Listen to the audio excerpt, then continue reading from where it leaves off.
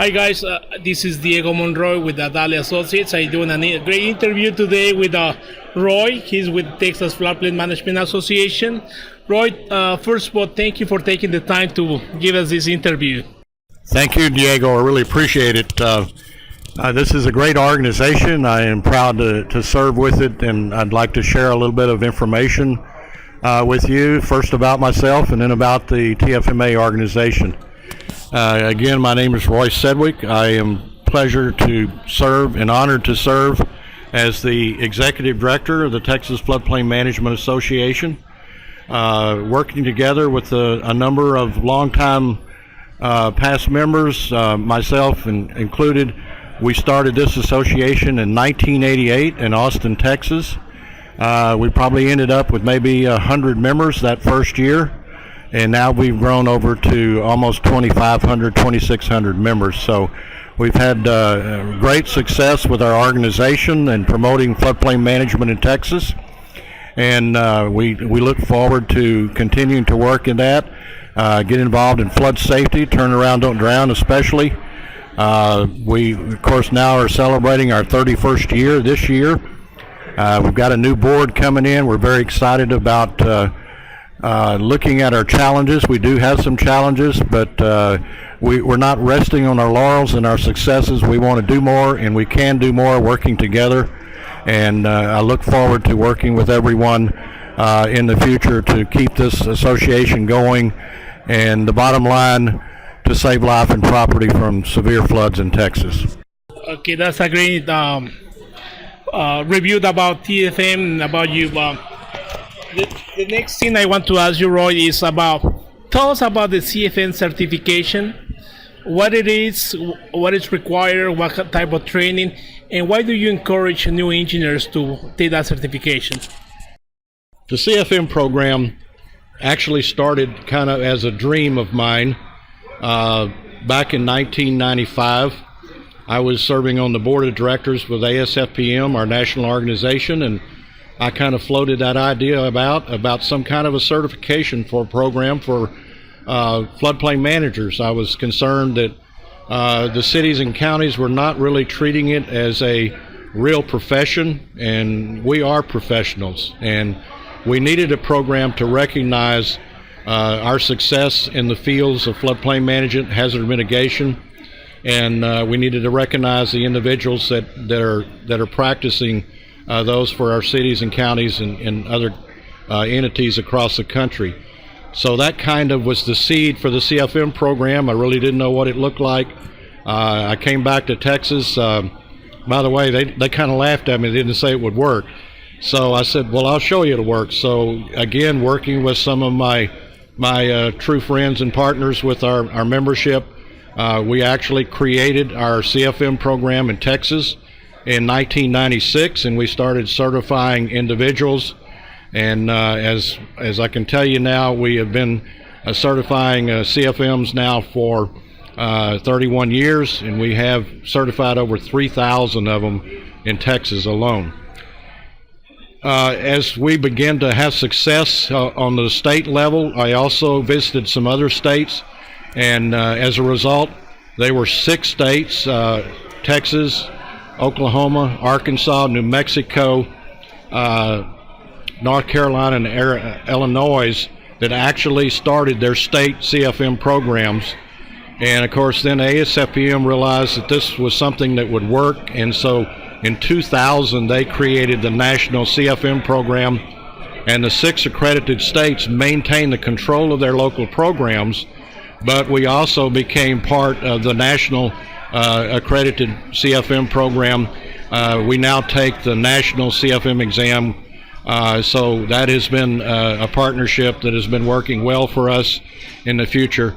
And again, now there are thousands of CFMs across this country. It's been a very successful program. When I first started it, I figured that it was mostly be our city and county floodplain managers that would seek certification, but over the years we have seen more and more engineers in the private sector working for firms that are supporting our cities and counties in hazard mitigation and floodplain management. Actually, becoming CFMs and adding that to their PEs and the other professional certifications they get involved in. And as a result now, we're probably looking at about a 50-50 in terms of our CFMs, our professional engineers with the corporate sector, and then we have our city and county floodplain managers. So it's been a very successful program. As young graduating engineers, I would certainly ask you to take a look at the CFM program, especially if you're going to be in a water resources role, drainage, floodplain management, those kind of things. We're seeing almost every day now that the corporate sector continues to send us their new employees to get certified. We're even seeing FEMA and a number of our federal agencies and state agency partners are now getting CFMs on staff. And I've also heard that one of the driving forces now from the corporate sector being involved in the CFM program is our cities and counties now, when they go out for requests for proposal for any kind of contracts that are involving floodplain management, mitigation, water resources, they're now asking that any bidding company have at least one CFM on staff. So that has really opened the door for not only the large multi-location civil engineering firms, corporate sector members, but also the mom and pop working out of their home. It's been a huge success, and I encourage you and welcome you to join us. Just passing a test is the first phase of it, but that, of course, we recognize that's not all there is to it. It's a learning process, it's an education process. So we require a renewal every year, an annual renewal of your CFM status, but you have to have 8 continuing education credits. Now, the real benefit, if you're an engineer, is you get double bang for your buck. The CECs we offer at our conferences and our training have been approved to also cover your professional development hours for your licensed PE. So it's a great way to work together in partnership to keep your education going on both sides of the coin. And we certainly welcome you into TFMA and look forward to working with you. Roy, I just want to thank you for your time, the great effort of putting all this together for many years. We grateful that we have people like you, mentors that help us to new engineers to get motivated and to keep going into this great profession, which is civil engineering, land development, and floodplain management as well. Okay, thank you, Roy. Let me make one parting statement to that, Diego. I know many of you are graduating or will be graduating soon with degrees, and you're going to be looking for jobs. And everybody out there, they have their degrees, different degrees, and so you're kind of on an equal plane there, so to speak, of when you go to start applying for these jobs. And I just want to give you one quick advice when you start looking for the job. When I was working for the Lower Colorado River Authority, my boss came to me and said, we're hiring a new person in our field, and it's going to be working with you, and we've got about 6 candidates, and I'm not sure who we should do.